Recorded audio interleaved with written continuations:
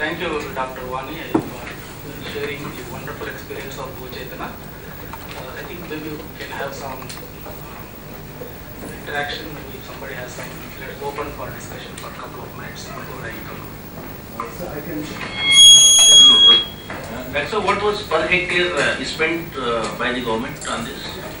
By the government, the amount which was spent on the subsidy for the fertilizers, it came from RKVY scheme as such, which was about something like 2,000 rupees per hectare, and the salaries of the farm facilitators, which was something like till last year we were paying 150 rupees per day, so about 4,500 rupees per month. During the cropping period, they were hired for 4 months like that, and the storage go down cost. And we looked at the benefit cost ratio for the government also. It was coming 1:6. Total cost of the subsidy and farm facilitators and everything we took, that was coming 1:6 benefit cost ratio for the government. Of course, now the detailed impact assessment is being taken up by the Food Policy Research Institute also, and we look forward for getting more documents on that sort of things.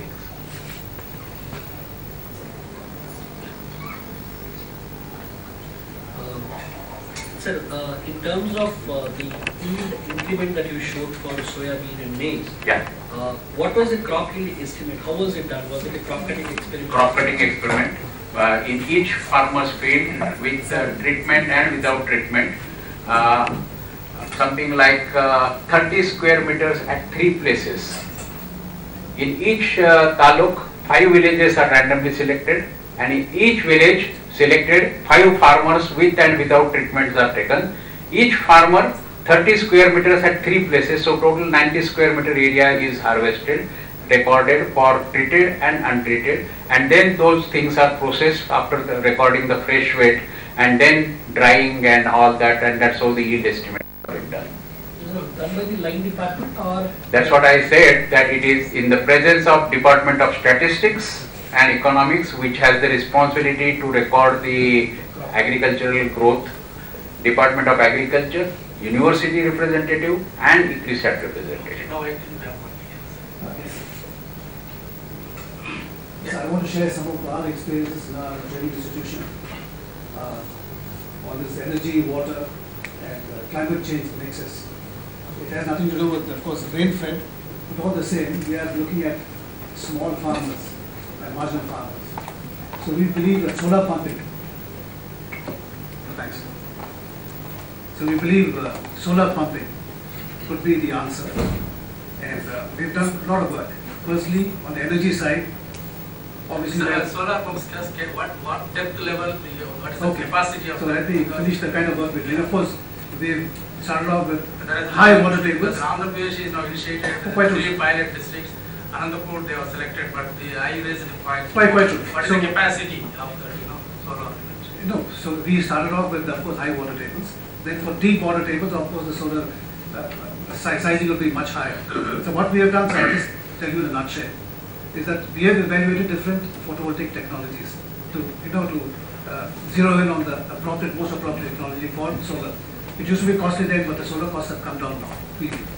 So we have evaluated different silicon PV technologies. I will not go to the technologies, it's mono or poly or among the silicon or whatever. And we've been evaluating. And now we have a program with Norway. After the government of India and Norway have signed a protocol for the promotion of this technology. We are doing it in our college. And where we are evaluating the solar grade silicon cell. And what's the attraction? It's going to be cheaper. And the carbon footprint during manufacture is much less. So this is one we are doing. Solar pumping, as you rightly asked, of course, depending upon the water table, it could be a DC surface suction, DC, could be floating, we have tried, and submersibles and so on. And as you rightly said, high water tables, there is no problem, but in the deeper wells, quite agree. So we have also looked at the holistic approach, as Sir was rightly mentioning, holistic approach to pumping. So we I go would just like areas- to add here that we have a public-private partnership on the solar energy with Jain Irrigations. We have a pump we set here, which has the head of up to 30 meters, We are operating 3.5 HP submersible pump on that, directly attached to the drip system. And morning 6 to evening 6, it works about something like 100 cubic meter water per day we can get it out. And Government of Karnataka, in this year's budget, if you read on the web page, they have a clear mission to bring in the solar pump sets for supplemental irrigation in the rainfed areas using the tanks. At this stage, they are working on tanks, and definitely lot of change of convergence has come in, and number of public-private partnerships are being developed. In fact, we had a meeting day before yesterday here about with 16 private companies to come up with a bundled approach of inputs and knowledge together. As a consortium of companies like Godrej, Mahindra and Mahindra, Jain Irrigations, United Phosphorus Limited, Deepak Fertilizers, and so on. There are about 16 companies including Nokia and others. They are coming up with a thing to provide the extension as well as the inputs and have the value chain for buying up the products which for different companies are involved, including ITCs like for the soybean and wheat and other things. So there are a number of things coming up in that sort of way. Yes, what we are also saying, we just finished a holistic approach. Yeah. So we are also going to those areas where watershed development is done. Right. So that creates the water resource. Sure. Optimally utilize the water by solar Yeah. pumping. Yeah. Forward integrate to drip irrigation is Definitely. like you said. Yeah. And then above all, I think we have to educate the farmers in appropriate agricultural practices. So we have started that movement. Yeah, that is And very as for critical. climate change, obviously what our study reveals, that every kilowatt hour of energy generated by a coal-fired station probably will generate 1.2 to 2 tons of carbon dioxide. So we're looking at something like 12 to 20 tons of, carbon dioxide emission. Sure. So that can be abated. Yeah. So this is something we are doing, maybe very small, a drop in the ocean, Yeah. but it's there all the same. Okay, Dr. Haribaba. It's a great work. Bhuchetana is a wonderful program and really excited to know the outcome of it. But what I was wondering is, the extension systems and all agricultural universities, agriculture departments, all these systems were there for a long time and they were supposed to do these things. But unfortunately somehow the system failed, and you have created a wonderful program where you have actually connected the strings together and funneled all the duties of various departments, and we have reminded the duties of various departments, or you have done it on your own, and then it resulted in a great productivity and profitability. But this happened in a very micro scale. But when you want to translate into a macro level, how you can't categorize all the time in a national scale or in a global scale, right? So what is your suggestion? How this system is going to be implemented? Because even if you start implementing it on a state level also, then government departments have to come together and they have to deliver. But we have been seeing that it's not happening in the past 50 years. How this is going to? I think now That is where the innovation comes in. That is where the innovation comes in. For example, in Hyderabad, you were not able to get the passport that easily. Now, you are able to get the passport appointment online and go to there and submit your applications. Within 15 days, you get your passport. So that's where the innovation came in. The private companies were brought it in, along with the control of the government, that finally once the application is there, it is the passport officer who has to deliver the passport. So the other back end, what they was creating the trouble, that has been fixed. So similar way, the extension system, as we all know, it is the responsibility of the department and the universities, because private companies should not be putting their own agenda forward. This control has to be there from the controlling director. So the role change will take place. Instead of selling the fertilizer by the department will only take care of whether the quality is there or not of that fertilizer what is sold in the state. That is the role change which definitely takes place. At the moment, Department of Agriculture spends 90% of their energy on subsidies for the seeds and fertilizers. And that can be removed, and then the things can change. And scaling up, for example, 3 million hectare area is not a small area. It is the size of one country in Europe. And we always underestimate ourselves by that sort of thinking, because India is so big. But when you go into any international forum, this thing was presented by the government of Karnataka in Water Week in Stockholm. The whole session people were talking of 30 hectares and 100 hectares and 200 hectares. And then this chief secretary was talking about 3 million hectares. Everyone was awed at looking at him. Is he telling us the story or it is a fact? Because that much area coverage is not simple thing. And that's where the department has to be galvanized. It is only government who can do that. Any private company cannot do that unless there is a complete buy-in from the policymakers and all that sort of thing. One has to go in a step-by-step basis. Sir, can I add something? Sure, sir. Okay, I think it's an excellent comprehensive presentation on what can be done, by converging, bringing about convergence among various departments and including research institutions. But how does one sustain this convergence? That's the question. Yeah. So, for example, if PICRISAT comes out of this whole project, will it continue or will it, go back to the old See, that is a tipping point one has to really get into this sort of issues. Once it has become the inflictive or the department itself, we didn't really ask department to do the video conference every week. It is their own thing. They decided that this is better way to get the 30 districts online, issues are sorted out there, and buy-in has there on the department. So at the moment in the Karnataka, precisely that is happening, that because it shows the impact on the ground, the policy makers also definitely are pushing it from the top, and the farmers who became aware that this is the right way to ask the department, so there is a demand from the down. It happened in the Haveri district during the second year. Farmers paid 50% of the money in advance, and then department was not able to provide them the fertilizers what they were required. They wanted to return the money. They clearly said that we give you the money to get the fertilizer, not to return the money to us. Get us the fertilizer, and government had no other option, department, rather than mobilizing the thing. And as a result, now government of Karnataka warehouses the fertilizers for the next year. So even if there is no supply from Delhi, central or government side, the allocation comes late and other thing, state government has a buffer stock which they can always release at the time of sowing and reduce the heat in the state. So that's how the mechanisms develop. It is the tipping point which, if you do it 1,000 hectare, 5,000 hectare, then people say that cannot happen in my place, it will not be. But once it has happened with the same department for millions, then department also knows that yes, we can do it. Now they have the army of 10,000 people with them. That is additional manpower, which they would have really struggled years and years to get the approval from the chief secretary or the minister. But it happened because of the program. So they also realize the benefits of working together, converging the things and all that sort of thing. So it's an inflictive thing basically.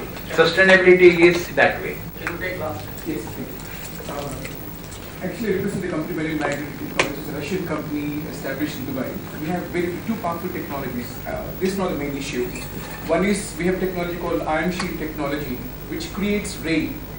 We are not talking about cloud seeding, we are talking about creating rain with a 25% ideal meteorological condition. And we have a technology which speaks about enhancement of productivity of crops and seeds by as much as anywhere between 30 to 100%. But in my experience, when I was talking something like creation of rains, which is what we're all desperate about, I see such poor response from all the leading agricultural forward states of the country. What should be my solution? If I am writing a letter requesting an appointment with the chief secretary or request an appointment with the secretary of a specific department, I get no response. We're the only company which in the world which has got working models in Abu Dhabi, Dubai and Iran. In Iran, we have a technology which is being used which restricts the dust storm invading the fields of, the sandstorm is invading the agricultural lands in Iran, in a place called Avaz.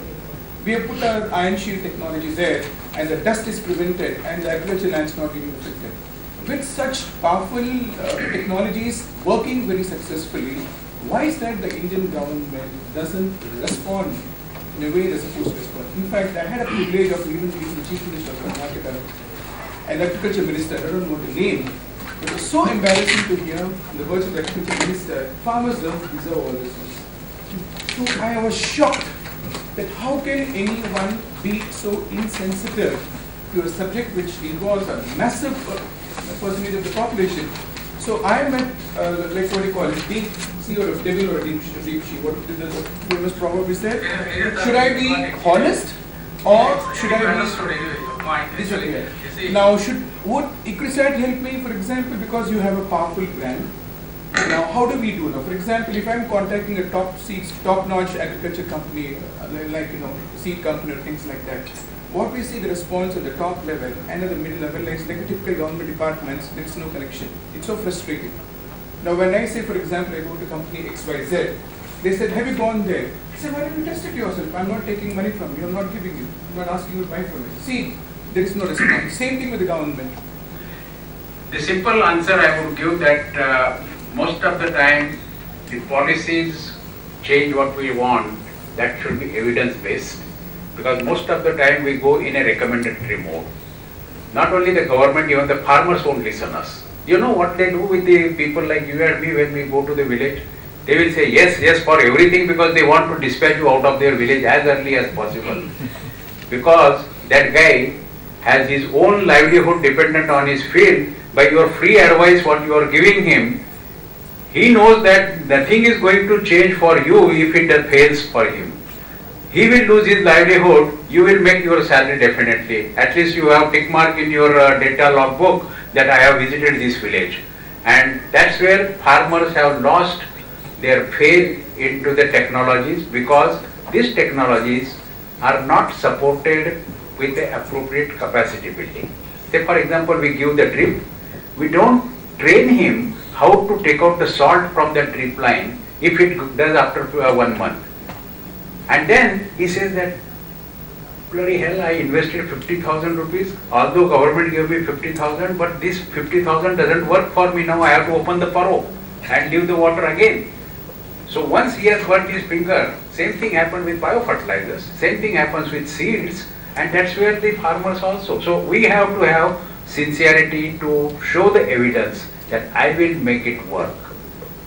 In fact, when I promised 5% growth, many of my colleagues in the institute were saying you have become mad. Because you are becoming accountable, you are taking accountability with the government that I will give you 5%. Which we want to demonstrate. In fact, in Rajendra Agriculture University, Yeah. we showed a difference of 45% growth in paddy, wheat and maize. I mean, with such strong record, I it's think we can amazing research that we get definitely on nothing. that. Anyway, actually these are demand-driven innovations will always be accepted. If it is supply-driven, Yeah. since I have technology, you should buy it, you should accept it. That is the This thing, will it has to be demand. Demand-driven approach actually. But Farmer our approach should will be feel the need supply-driven. for that one. And if anything supply, some technology coming from private sector will always, see it differently. So probably your approach is not correct. Your technology is good. I am not saying your, but anyway, I think you can learn from Dr. Vani. He will give you good advice how to approach people. ICRISAT is not only technological expertise, they are highly expertise in approaching the government officials. I think ICRISAT can give training. Anyway, so yes, I think we will close it. Will you give the permission for Yeah, only one. Anything last? No, I agree with that. This organization has done a good work having some brand on ICRISAT. But I have small observation with this presentation, which little bit feeling to us that, for example, one University of Anandapur, he said KMTU has not done last 60 years. No, It has not been. doing well. That's why farmers are accepting. As long as the farmers accept the variety, let it continues. It doesn't mean that the scientists are not doing work, the system is not doing work. His presentation has given little feeling that system is not in the field. The government system or ICR system, the things results doesn't reach to the farmers. It's a totally a wrong statement. And with respect to many statements which are not convincing one. Every state government is doing the soil health card. I think I have noted down some of this. So, those observations can be noted. It should not be given a point because we are all scientists. We are working in the field. We have done a lot of groundwork, Yes. and we are in the sun and the crop cutting experiments. We are all involved. Of course, if ICRIS had done the work, let the project ICRIS, we will appreciate and they get the award. CGI system as individual, nothing. Yeah. They work with partners. Yes. As ICRIS, we have 15 CG centers. It's by principle. If you look at the philosophy of the CG system, as an individual institutions, nothing. Yeah. So today, CG system is alive because of the national systems, not because of the international system. I think let us not hold. Okay, I will just, I think I have a right to reboot the things. I never said a particular university in Anandpur. I said the largest groundnut growing district in the world still grows the variety which was released 60 years back, and the breeders in this country have released hundreds of groundnut varieties in last 60 years. But the point is